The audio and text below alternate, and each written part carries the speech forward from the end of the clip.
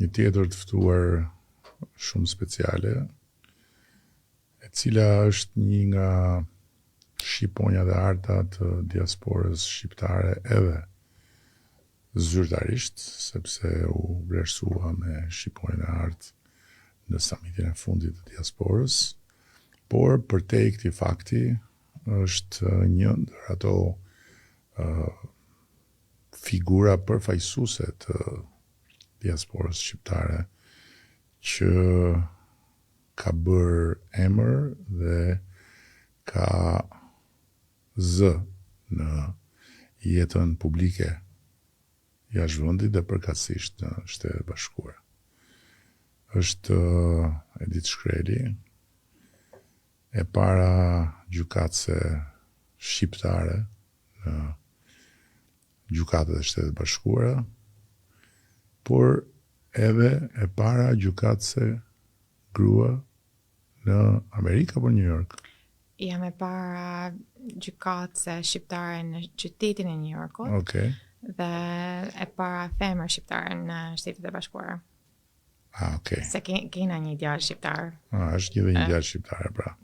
Se në fjalën që kishe pak emocion në summit e para femër gjykatëse në Shtetet e Bashkuara, unë thash si përkthehet kjo. Por je e para gjykatëse shqiptare në New York. Po djali ku është? Emin Toro është në Washington. Okay, so janë dy gjykatës shqiptare domethënë në sistemin e drejtësisë të Shtetit Bashkuara.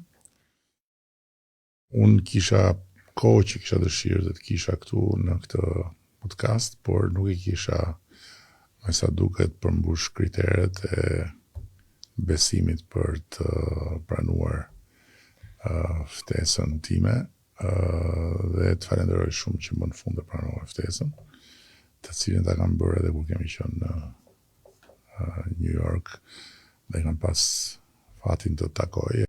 Ndërkohë, duhet ta filloj me rrugtimin tënd në nisje, sepse e dëgjova në fjalën drejtuar të pranishmëve në summit që e keni lënë Shqipërinë familjarisht në 97 dhe me vizitën e fundit në Shqipëri. Pra, si është në atë galerinë e imazheve të kujtesës tënde, raporti yt me ato imazhe dramatike dhe pastaj me imazhet vizit pas vizite në Shqipëri. Atëherë kur ne u largume në mas trazirave të vitit 1997, ishte për prindit e mi të më thanë ninën si detyrim për të largu, sepse jeta ishte në rrezik për gjithë që ishin në Shqipëri dhe nuk shifnin të ardhme, të më thanë për mu në Shqipëri, përveç rrezikut që nga plumat qarë që vdit. Ti edhe një vlla, po? Pa, edhe një motër.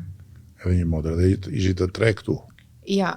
Apo ata kishin hikur përpara? Vllau kishte ikur përpara vitit 97, kurse motra faktikisht kishte për të shkuar te Universiteti i Tiranës, ku ka kryer edhe babi edhe mami universitetin, por nga që trazirat e vitit 97 detyru të aplikonte në momentet e fundit te Universiteti i Bolonjës, dhe ju deshtë për tik në Itali. Dhe nërkohë një mit me në Shqipëri, unë babi dhe mami, dhe situata nuk po përmirësonte, dhe ka qenë një moment bile kur një plumçar vrau një shoqen time në Shkodër, dhe e ka qenë momenti të më thanë që kur prindit e mi vendosen që duhet të largoheshin se s'ba nga Shqipëria. Dhe sot Shqipëria është shumë më e zhvilluar se Shqipëria që kam lënë në vitin 97. Tani është vetëm nana, po? Po, tani është vetëm mami, se babi më ka vdek para 11 vjeç.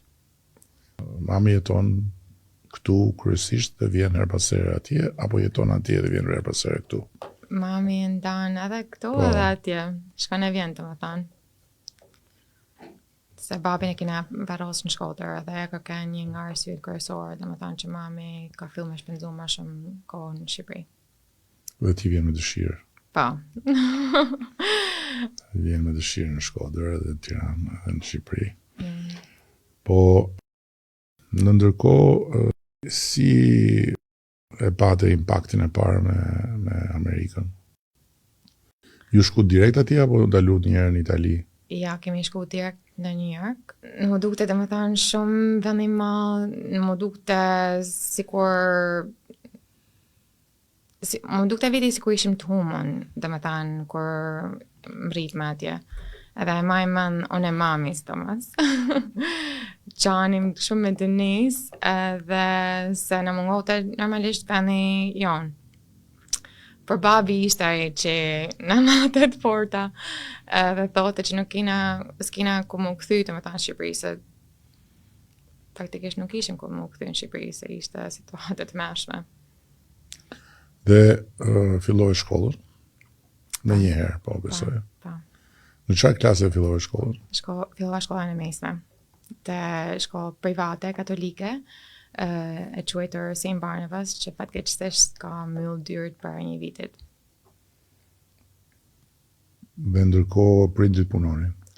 Po, fillimisht si gjithë emigrantët, o detyruan mami sidomos, o detyru të më thanë gjete punë që të përballoshim jetesën.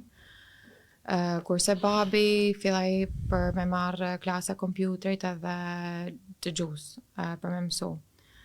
Dhe babi më na vitit faktikisht gjeti punë për qytetin e New Yorkut si inxhinier. Dhe e maj mend se punën e filloi në qershor të 1999. Dhe si përfundim, kaloj disa intervista, ishte intervista e parë me disa inxhinier, intervista e dytë, dhe det treta dhe të inxhinier se nuk i besoshin, domethënë që kishte aq shumë eksperjenca punët. Se babi ka qenë inxhinier veprash, të hidrocentraleve, të rrugëve, urave, ndërtesave, nga të më të ndryshmet. Edhe nuk e besonin domethënë që kishte aq shumë eksperiencë dhe kishin marrë inxhiniera të fushave të ndryshme, edhe secili e pyette,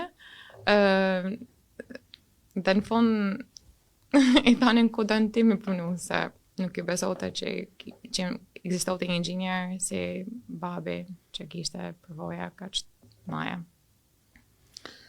E në ndërkohë erdhi momenti për të shkuar në universitet. Dhe ti e zgjodhe vetë drejtësinë?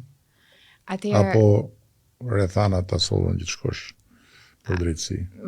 Atëherë në Amerikë funksionon që du të kryesh universitetin fillimisht 4 vjeçar dhe pastaj juridikon. Pastaj juridikon.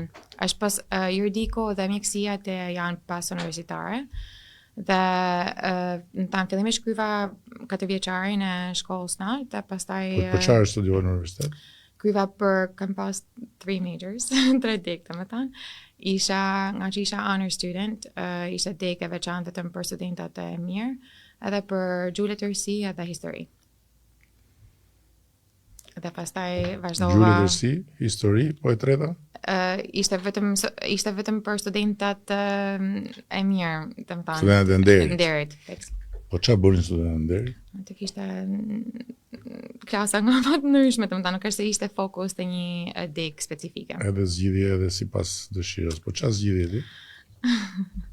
E maj mend kam zgjedh lanën e alkemisë. Nuk e di a thot alkemi në shqip. Po. Dhe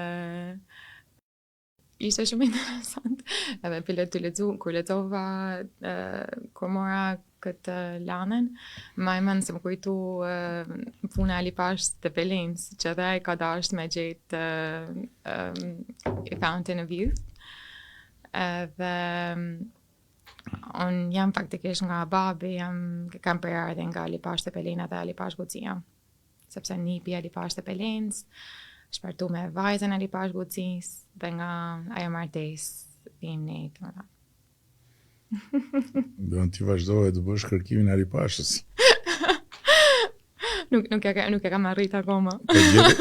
Gjete gjë për burimin e rinis? Ja, nuk gjeta një. Dhe pastaj shkove në law school. Pa. Edhe 3 vjetë tjera në law school. Po pse shkove në law school mbas asaj? Faktikisht, unë kam dash gjithmonë më ba inxhiniere si babi.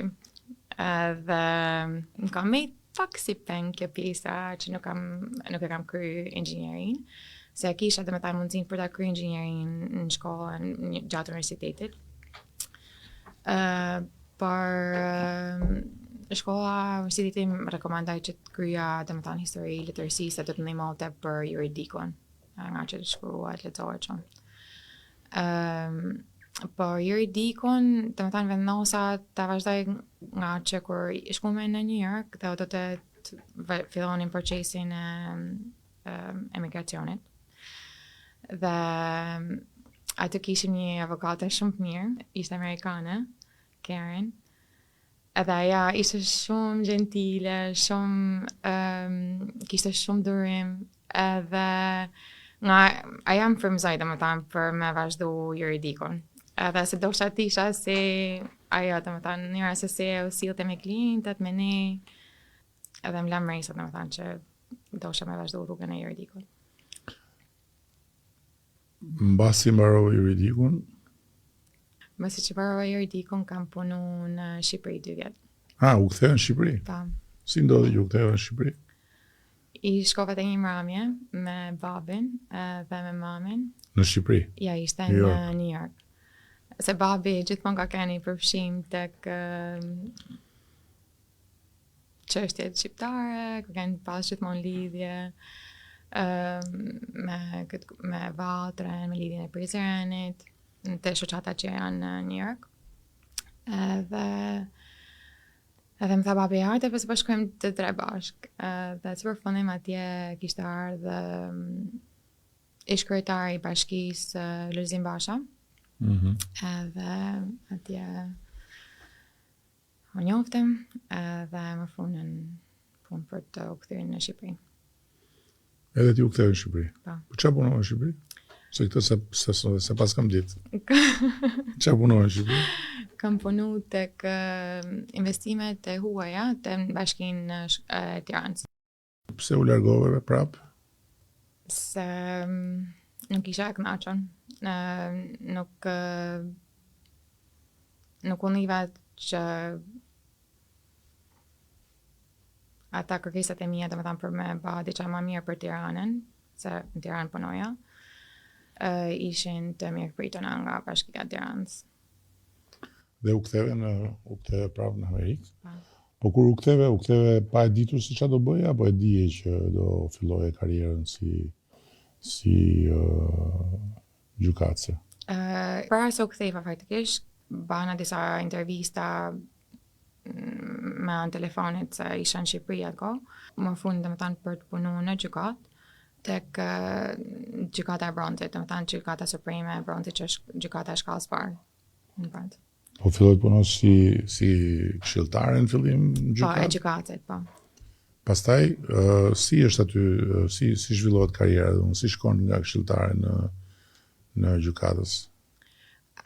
Atëherë për të bërë gjykatës janë 2 mënyra, domethënë mund të bëhesh me nominimin e një partie dhe pastaj është me votime, ose merr nominimin nga kryetari i bashkisë, si puna e Eric Adams, ose nga guvernatori e shtetit. Kryetari i bashkisë mund të nominojë gjykatës? Po, për qytetin e New Yorkut mundet, kurse guvernatori nominon për shtetin e New Yorkut. E ty si të ndodhi? Unë mora nominimin nga partia edhe kam vazhdu me votimet, që është pak proces më i gjatë. Unë ti bëre garë? Po, garë. Nga Partia Demokratike apo nga Republikane? Nga Partia Demokratike. Demokratike. Edhe pastaj filloi karriera si gjykatëse. Po në raport me pritshmërinë, sa vjet u bën që jeti në që vesh atë gjykatësit? 2 vjet, gati 2 vite e gjys. Edhe je e kënaqur me karrierën apo so? Ja, më pëlqen shumë domethënë si karrierë. Nuk e mendova asnjëherë domethënë që mund të arrija të baja gjykate. Ndoshta e perceptimin që emigrantët nuk arrin të majet e sistemeve. Ndoshta ajo domethënë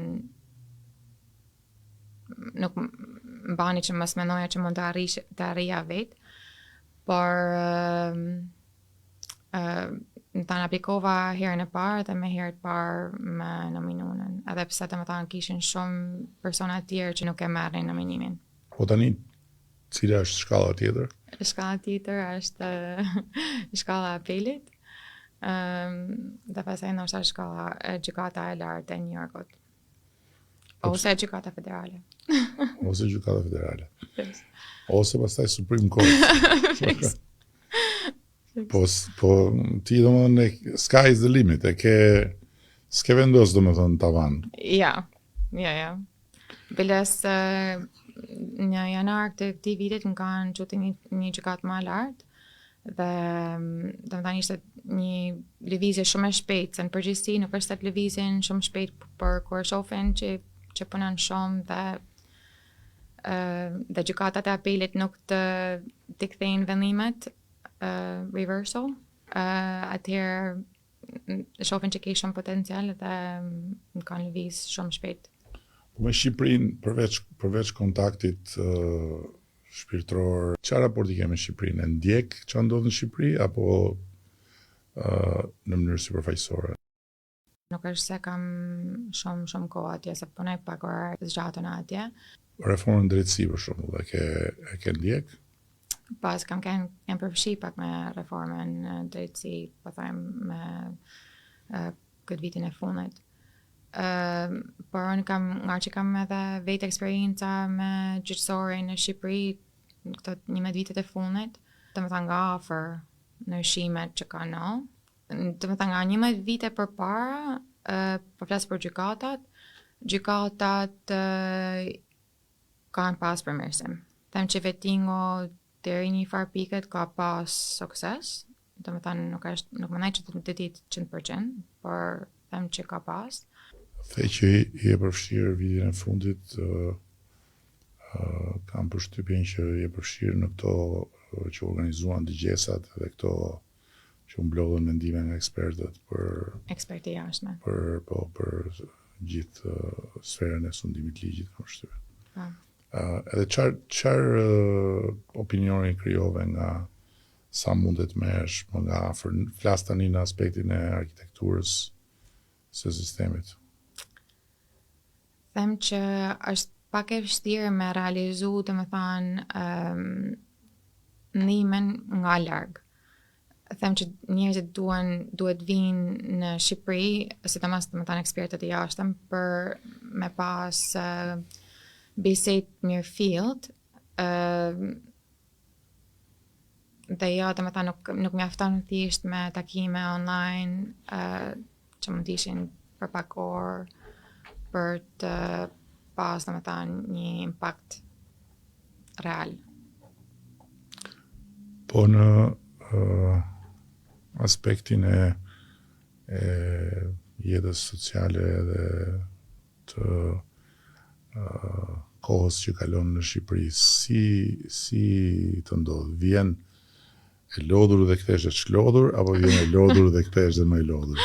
Vjen e lodhur edhe kthehemi shumë më e lodhur. Për shkak të gjyqjeve me pronat, se besoj se të lodhin rrugët. Ja, nuk më lodhin rrugët, por gjyqet, më thanë njerëzit, se ajo që më bën çudit, domethënë shumë, se unë jam rrit në Shqipëri. Domethënë, i na shndrua në një popull, të cilët domethënë përpara kam pasë zet për shembull kur ecim nëpër shkollër, takoshin njerëzit kanë pas kulturë, respekt. Tani mungon respekti. Po të thonë për shembull që pse vjen, pse kthehesh, ç'të duhet këtu ta thonë dhe këtë, se e thonë shpesh, ja u thonë njerëzve kur kthehen, pse erdhe, qa do këtu, këtu është për tik me vrap. Po, unë shkaj vi shpesh të me thanë Shqipëri, vi edhe 4-5 herë në vit të me thanë. Por unë e një të me thanë atë lidhjen, e kam lidhjen e shumë fort me Shqipërinë. Dhe unë e du të me thanë shumë vendin tëm, dhe du që vendin më i mirë në botë, normalisht.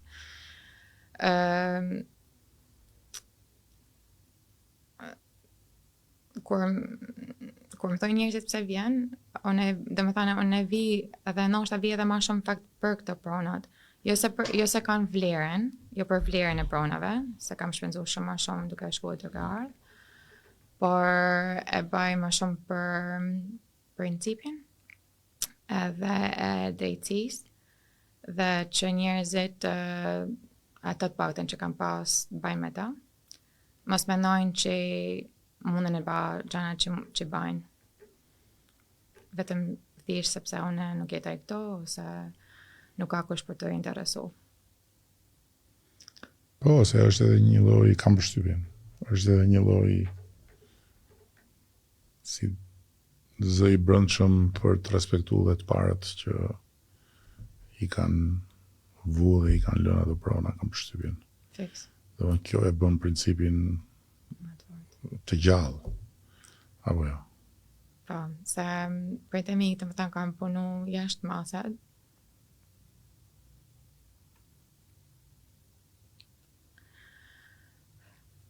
me nëshmëri dhe të më thanë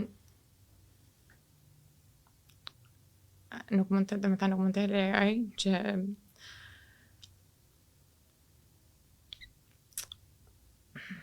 personat tillë dhe më thanë të hedhin poshtë mundin e prindëve të mi. Shumë e qartë. Në ndërkohë për ta kthy pak nga buzëqeshja,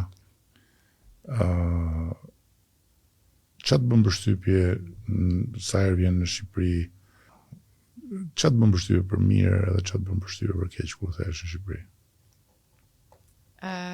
Përshtypje për mirë, të tham, kur jam këtu, kam shumë gjithmonë qejf me taku shoqërinë e babit dhe të mamit, sepse janë të më ta një nivel komplet tjetër shoqërijet, dhe ata si kur ma mushin shpirtin plot.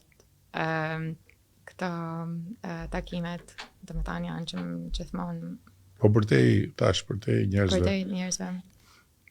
Për shembull Shkodra. Shkodra ka ndryshu komplet. Së mos të 2-3 vitet e fundit, të më ka qenë një qytet që nuk u shifte me sy, të më ndërtime gjithkohë, baraka, të më kishte hum komplet, Shkodra nuk ishte e Shkodra të më që kam lanu në kur ikme në vitet 90. Dhe sot, dhe më ka fillu me ndryshu hyrja e Shkodrës, që shumë e bukur, shoqër, e di që janë duke ba ndërtime, të më për të rregullu, dhe fasadat përpara ishin komplet të prishuna, dhe tani të më duket si të degradume, dhe tani duken komplet të më duket një qytet që ka një fasad komplet të re. Sikur është ringjall, plus kam parë që zhvillohen edhe vinte në Shkodër, sikur ka si mrapa të Gjallanin, edhe që ka Shkodra, Shkodrant, në përgjithësi që kanë shumë qejf me kënë të harishëm. Ka dalë nga Pluri dhe nga Zymtia, ka punë plot, si që ka gjithë Shqipëria, por ka dalë nga Pluri, ka dalë nga Zymtia, edhe është bërë goxha në këtë drejtim, edhe ajo që tregon historia e ndryshimit që ka ndodhur këtu është që fillon me këtë, sepse kjo krijon pastaj energji pozitive, sjell buzëqeshje, krijon